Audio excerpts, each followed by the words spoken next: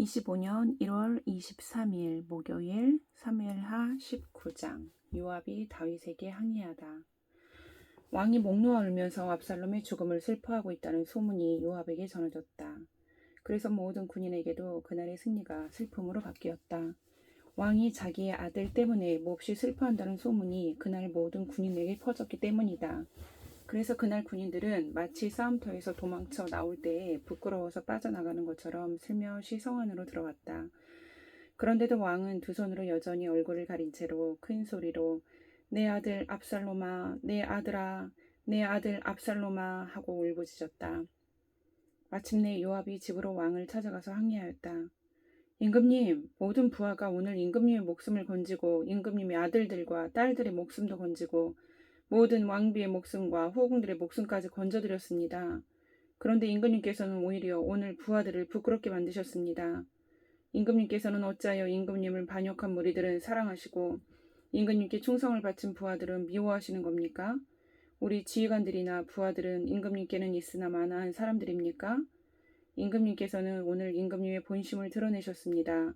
차라리 오늘 압살롬이 살고 우리가 모두 죽었더라면 임금님께서는 더 기뻐하셨을 것입니다. 그렇지 않으시다면 이제라도 일어나 밖으로 나가셔서 임금님의 부하들을 위로의 말로 격려해 주십시오. 제가 주님의 이름을 걸고 맹세하지만 지금 임금님께서 밖으로 나가지 않으시면 오늘 밤에 한 사람도 임금님 곁에 남아있지 않을 것입니다. 그러면 임금님께서 젊은 시절부터 이제까지 당한 그 모든 환난보다도 더 무서운 환난을 당하실 것입니다. 그러자 왕이 일어나서 성문 문으로 나와 앉았다.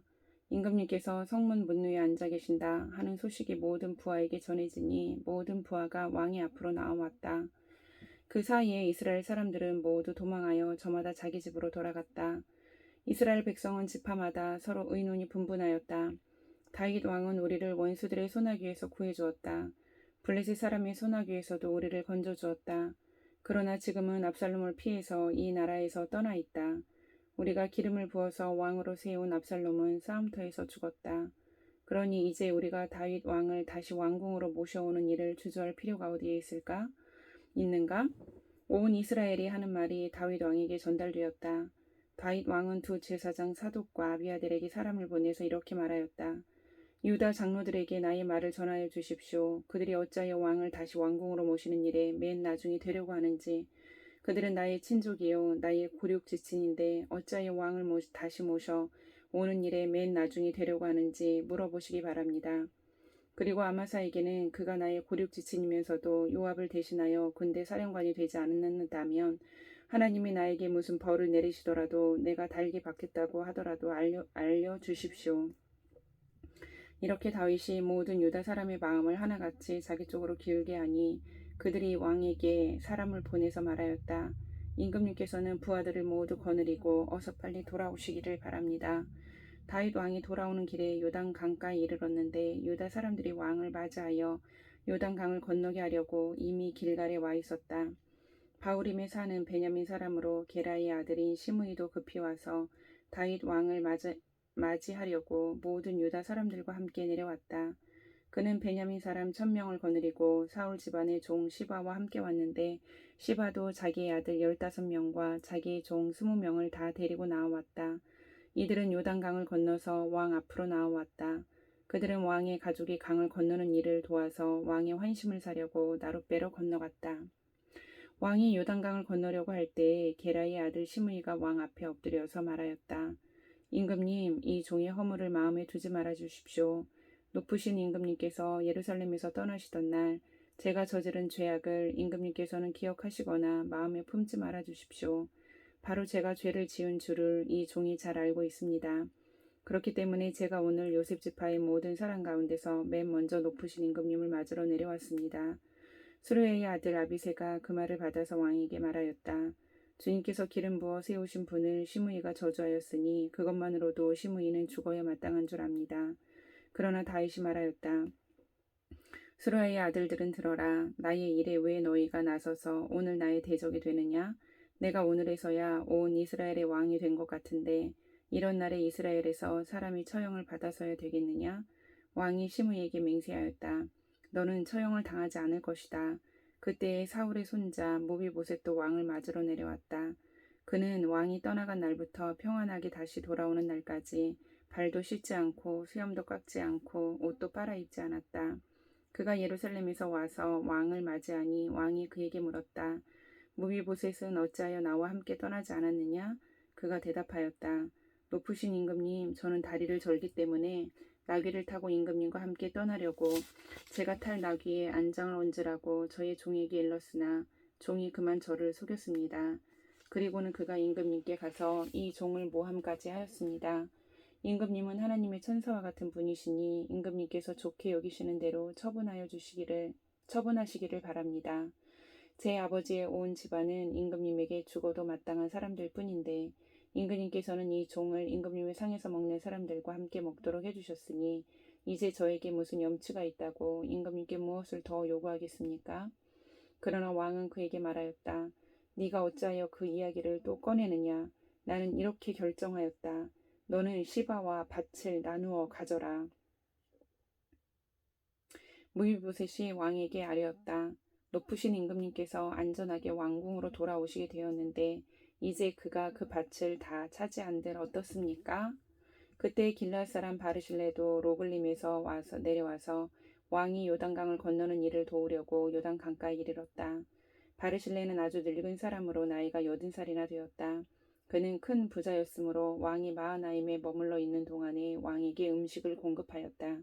왕이 바르실레에게 말하였다. 노인께서는 나와 함께 건너가시지요. 나와 같이 가시면 내가 잘 대접하겠습니다. 그러나 바르실레는 왕에게 아뢰었다. 제가 얼마나 더 오래 산다고 임금님과 함께 예루살렘으로 올라가겠습니까? 제 나이가 지금 80입니다. 제가 이 나이에 좋은 것과 나쁜 것을 어떻게 가릴 줄 알겠습니까? 이 종이 무엇을 먹고 무엇을 마신들 그 맛을 알기나 하겠습니까? 노래하는 남녀가 아름다운 노래를 부른들 제가 이 나이에 잘 알아듣기나 하겠습니까? 그러니 이 종이 높으신 임금님께 다시 짐이 되어서야 되겠습니까? 이 종은 임금님을 모시고 요단강을 건너려는 것뿐인데 어찌하여 임금님께서는 이러한 상을 저에게 베푸시려고 하십니까? 부디 이 종을 돌아가게 하셔서 고향 마을에 있는 제 아버지와 어머니의 무덤 곁에서 죽게 하여 주시기를 바랍니다. 그 대신에 이 종의 아들 김함이 여기에 있으니 그가 높으신 임금님을 따라가게 하시고 임금님께서 바라시는 대로 그에게 잘 대하여 주시기를 바랍니다. 그러자 왕이 약속하였다. 물론 내가 김함을 데리고 가겠소. 그리고 노인께서 보시기에 만족하도록 내가 그에게 잘 대하여 주겠고 또 나에게 특별히 부탁한 것은 무엇이든지 내가 다 이루어 드리겠소. 드디어 온 백성이 요단강을 건넜고 왕도 건너갔다. 왕이 바르실레에게 입을 맞추고 복을 빌어주니 바르실레가 자기의 고장으로 돌아갔다. 왕이 길갈로 건너갈 때에 김함도 왕을 따라서 건너갔다. 온 유다 백성과 이스라엘 백성의 절반이나 왕을 따라서 요단강을 건너갔다. 그런데 갑자기 온 이스라엘 사람이 왕에게 몰려와서 이렇게 말하였다. 어찌하여 우리의 형제인 유다 사람들이 우리와 의논도 없이 임금님을 몰래 빼돌려 임금님과 임금님의 가족과 다윗 왕의 모든 신하를 모시고 건넜습니까? 그러자 온 유다 사람이 이스라엘 사람에게 대답하였다. 우리가 임금님과 더 가깝기 때문이다. 너희가 이런 일로 그렇게 화낼 이유가 무엇이냐? 우리가 임금님께 조금이라도 얻어먹은 것이 있느냐? 임금님이 우리에게 조금이라도 주신 것이 있어서 그러는 줄 아느냐? 그러나 이스라엘 사람은 유다 사람에게 이렇게 말하였다. 우리는 임금님께 요구할 권리가 너희보다 열 갑절이나 더 있다. 그런데 어찌하여 너희는 우리를 무시하였느냐? 높으신 임금님을 우리가 다시 모셔와야 되겠다고 맨 먼저 말한 사람이 바로 우리가 아니었느냐? 그래도 유다 사람의 말이 이스라엘 사람의 말보다 더 강경하였다. 20장 세바의 반란. 그 즈음에 불량배 한 사람이 그곳에 있었는데 그의 이름은 세바였다. 그는 비그리의 아들로서 베냐민 사람이었다. 그는 나팔을 불면서 이렇게 외쳤다. 우리가 다윗에게서 얻을 몫은 아무것도 없다. 우리가 이새의 아들에게서 물려받을 유산은 아무것도 없다. 그러니 이스라엘 사람들아 모두들 자기의 집으로 돌아가자. 이 말을 들은 온 이스라엘 사람은 다윗을 버리고 비그리의 아들 세바를 따라갔다. 그러나 유다 사람은 요단강에서 예루살렘에 이르기까지 줄곧 자기들의 왕을 따랐다. 다윗은 예루살렘의 왕궁으로 돌아온 뒤에 예전에 왕궁을 지키라고 남겨둔 후궁 10명을 붙잡아서 방에 가두고 감시병을 두었다. 왕이 그들에게 먹을 것만 주고 더 이상 그들과 잠자리를 함께하지 않았으므로 그들은 죽을 때까지 갇혀서 생과부로 지냈다. 왕이 아마사에게 명령하였다. 장군은 유다 사람을 사흘 안에 모아 나에게 데려오고 그대도 함께 오시오. 아마사가 유다 사람을 모으러 갔으나 왕이 그에게 정하여 준 기간을 넘겼다. 그래서 다윗은 아비새에게 명령하였다. 이제 비그리의 아들 세바가 압살롬보다도 더 우리를 해롭게 할 것이오.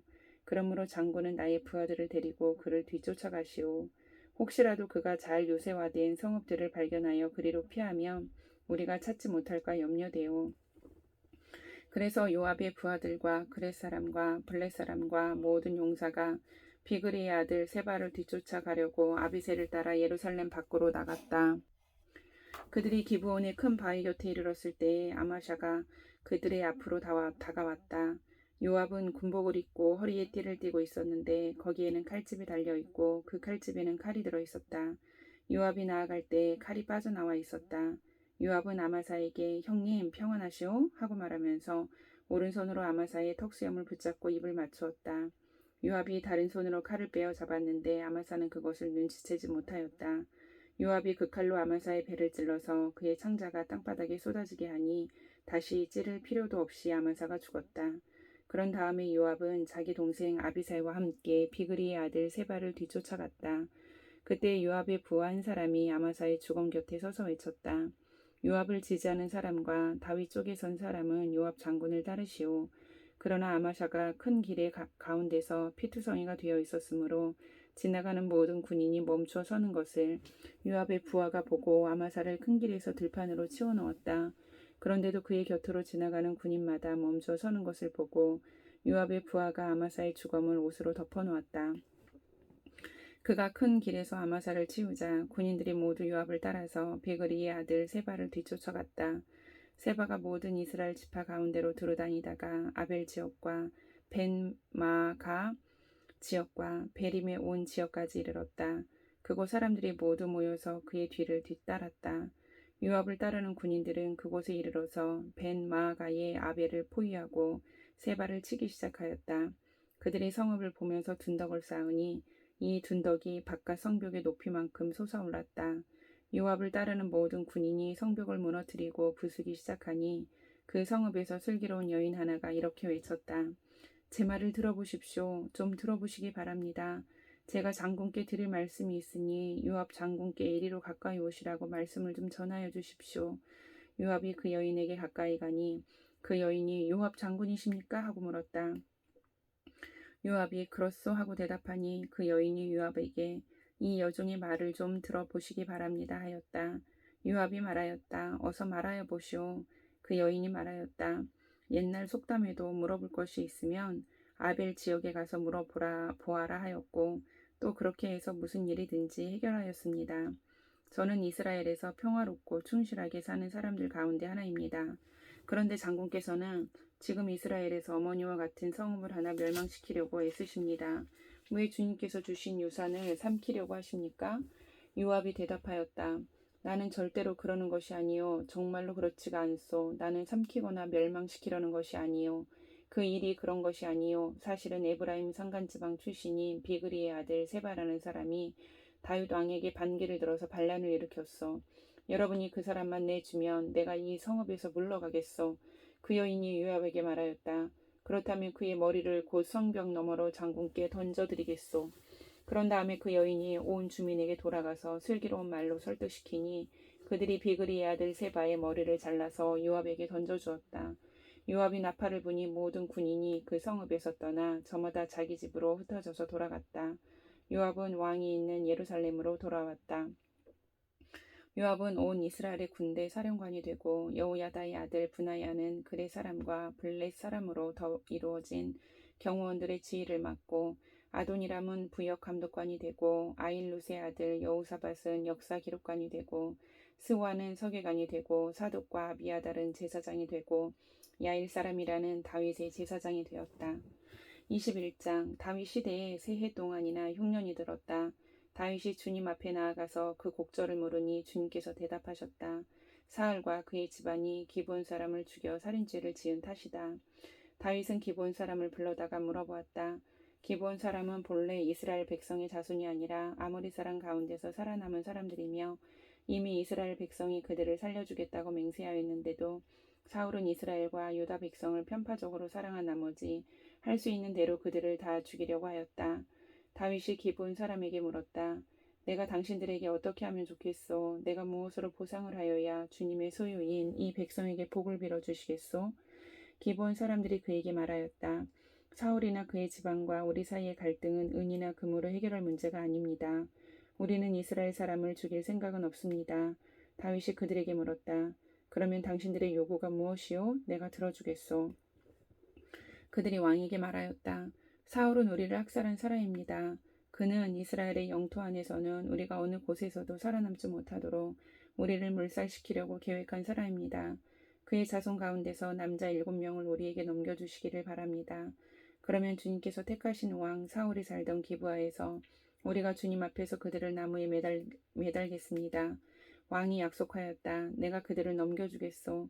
그러나 다윗은 사울의 아들인 요나단과 그들 사이에 계시는 주님 앞에서 맹세한 일을 생각하여 사울의 손자요 요나단의 아들인 무비보셋은 아껴서 빼놓았다. 그 대신에 왕은 아야의 딸 리스바가 사울과의 사이에서 낳은 두 아들인 알모니와 무비보셋을 붙잡고 또 사울의 딸 메라비 무홀라 사람 바르실레의 아들인 아드리엘과의 사이에서 낳은 아들 5을 붙잡아다가 기브온 사람의 손에 넘겨주었다. 기브온 사람이 주님 앞에서 그들을 산에 있는 나무에 매달아 놓으니 그 7이 다 함께 죽었다. 그들이 처형을 받은 것은 곡식을 거두기 시작할 무렵 곧 보리를 거두기 시작할 때였다. 그때에 아야의 딸 리스바가 굵은 배로 만든 천을 가져다가 바윗돌 위에 쳐놓고 그 밑에 앉아서 보리를 거두기 시작할 때로부터 하늘에서 그 주검 위로 가을비가 쏟아질 때까지 낮에는 공중의 새가 그 주검 위에 내려앉지 못하게 하고 밤에는 들짐승들이 얼씬도 하지 못하게 하였다. 아야의 딸이며 사울의 첩인 리스바가 이렇게 하였다는 소문이 다윗에게 전해지니 다윗이 길앗의 야베스로 가서 사울의 뼈와 그의 아들 요나단의 뼈를 그 주민에게서 찾아왔다. 블레셋 사람이 길보아 산에서 사울을 죽일 때에 블레셋 사람이 사울과 요나단의 시신을 베산의 광장에 매달아 두었는데 거기에서 그 시신을 몰래 거두어간 이들이 바로 길앗의 야베스 주민이다. 다윗이 이렇게 사울의 뼈와 그의 아들 요나단의 뼈를 거기에서 가지고 올라오니 사람들이 나무에 매달아 죽인 다른 사람들의 뼈도 모아서 사울의 뼈와 그의 아들 요나단의 뼈와 함께 베냐민 지파의 땅인 셀라에 있는 사울의 아버지 기스의 무덤에 합장하였다.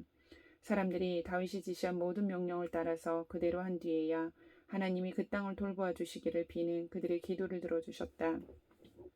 블레셋과 이스라엘 사이에 다시 전쟁이 일어나서 다윗이 군대를 거느리고 내려가서 블레셋 사람과 싸웠다.